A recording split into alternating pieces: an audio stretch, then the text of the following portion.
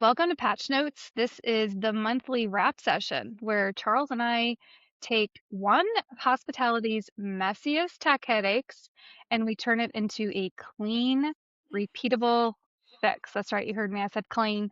Each episode, we pick one real problem that we actually have experienced out in the wild. We look at the backstory, the chaos, what broke, and the exact steps that we use to solve it using code, no code, existing systems, duct tape, whatever it required. This is not theory.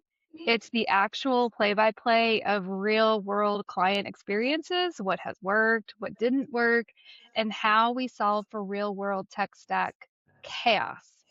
So you can expect a few laughs, a few, wait a minute, that actually worked moments, and a takeaway that you can actually implement immediately. So, welcome to episode one, and we're going to just dive right into it because this is one of our biggest headaches that Charles and I have been dealing with on a day to day basis. And that is a spam problem. And what started as a spam problem and ended as a you don't actually own your tech stack issue. That's a pattern that we keep seeing over and over and over again. So, Charles, Yes. what did the spam look like operationally? Where did it show up? Who noticed it? And what did it disrupt? Uh, well, the first red flag here that it was a bigger problem than just spam was that the customer didn't really know the origin of their leads, despite having multiple systems, multiple websites, even driving lead data into their contact management system, which was MailChimp.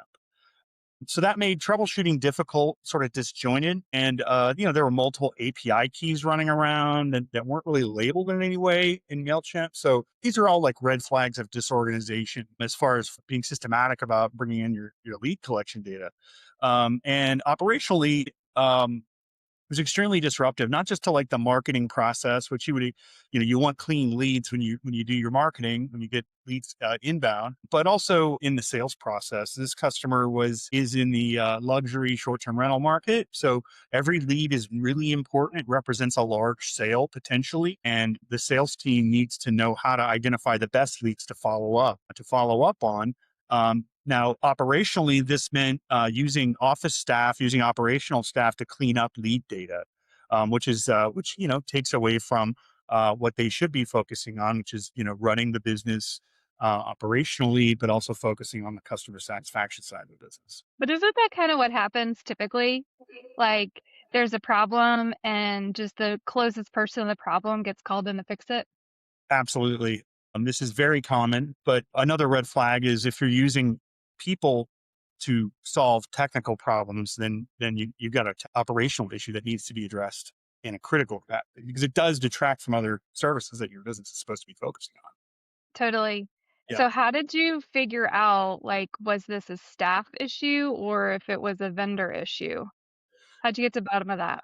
Well, the customer brought me in to work with a third party vendor to kind of help them figure out the issue because we weren't really making any traction. They weren't making any traction on the problem. I would say each month to month was sort of a different approach. Oh, well, we'll see how this patch works next month, and then next month we still have problems. But what I realized that what no one really, either on the customer side or on the third party vendor side, had any operational knowledge of why things that were set up the way that they were, and couldn't really answer questions on where things were coming from. So it really required kind of digging into even code in some sadly to find the root source of the problems and just to kind of take a systematic approach. So yeah, I would say that a big red flag here was that the third party vendor didn't really know how to answer the responses. I would say their responses were kind of delayed and confused. That's because they had to have a discovery process on their end, and the responses were coming after a couple of days.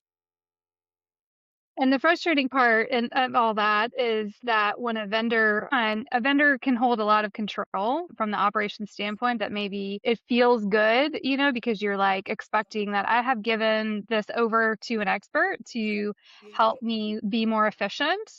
And so when we got our hands dirty in there, we realized even the vendor didn't even know what was going on. So there had been so many layers of building that actually it was like an overbuild into inefficiency almost. And so it took a lot to unpack what was even going on. Absolutely, and we really got the sense we were small, that the customer was a small fish in a big pond. which happens. It happens with larger firms, but it also happens in terms of the approach. For me, it highlights the like a lack of technical documentation on the vendor's part. So, for example, when I work on a project and if it's technical at all, or even not, even if it's just a matter of setting up a few plugins for integrations, I still document what was done and why, especially any nuances that any other technician would have to take on. Because what if your expert in your system is not no longer available or at the company? That's something that the vendor themselves should know to do, and it helps them satisfy the customer needs when a problem does arise quicker and more efficiently. So I think that brings up the crux of the whole issue, and that's third party ownership and how messy that actually is, especially with staff turnover on either side. And so if you could go ahead and explain third party ownership simply, and then get into the technicalities of that lightly in terms of the spam issue. Sure. So when we talk about third party ownership of critical business assets, so the easiest example that any business owner is going to understand is domain name ownership, right? So believe it or not, there are businesses out there who don't even own their own domain name. You could have a signage on the interstate and you don't own you don't own the domain name that's on that sign. Yes, it's driving you business, but maybe a third party vendor owns that name, and that's really critically important to your brand and your business. So you should own it. And a good web vendor will make clear that legal ownership and technical ownership of a domain name are not the same thing. A business can own its domain name and still have a third party technical partner control it in a technical sense, but not own it. So I would say under no circumstances should a third party own a domain name of your business. What about does that work for hosting also? Yeah. So the domain name ownership and hosting are two separate things. So owning the name is when you buy a domain name, you even if you're using GoDaddy or whoever, you are actually engaging in an international system called ICANN. And all they do is make sure that there is an ownership system for domain names, and that people can't steal other people's domains.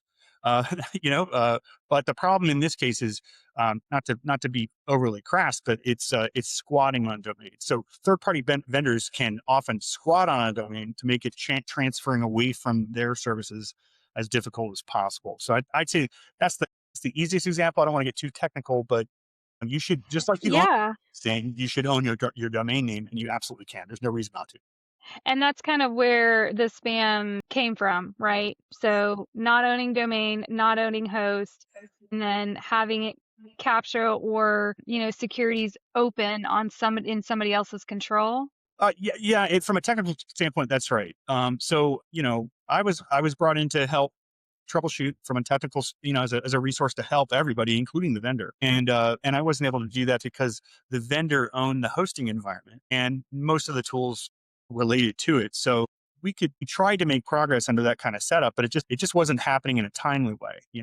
So every response is taking a couple of days, and of course they don't necessarily want a third party, me accessing their system. So it really highlighted the spam issue, really highlighted the need for the customer to have full control over their own resources. So, yeah, other examples would be like having owning the website content, the digital assets of your website.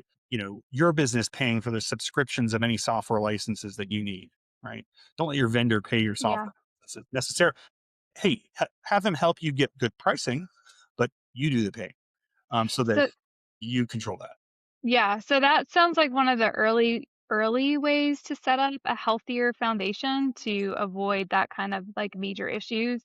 So are there any other considerations or kind of warning signs that the business should look out for to ensure that the vendor isn't overstepping and going to put them in a messy situation later on down the road? I mean, for me, I like to solve things. If you're not a technical person, it's not really easy to kind of navigate that question by yourself. But one thing that you certainly can do is make sure you have some protections in terms of your contract with your vendor, right? So some things that you might require are a contractual guarantee that you own the website resources, a contractual guarantee of assistance if you decide to migrate your services from that vendor to another vendor, and a contractual obligation for technical documentation. You don't really have to even know anything about technicality to ask for those three things, and get them. If you ask for them, you will get them. Hmm. So uh what needs to happen to be able to take ownership immediately in this kind of situation where there's like a navigation of three different relationships, right? And so how do you maintain solid, positive relationships in what could be a sticky situation that really not only has gone south for a lot of people, but can go south really quickly? What does that look like in the transition process in a positive way? That's a tough question. I would say the first thing to do would be, from the customer standpoint, is to review the contract, make sure that you are covered in terms of what you need out of the contract. And if you don't, you're gonna have to kind of weigh the relationship with the vendor yourself. Not all transitions and not all vendors play nicely. That's a fact.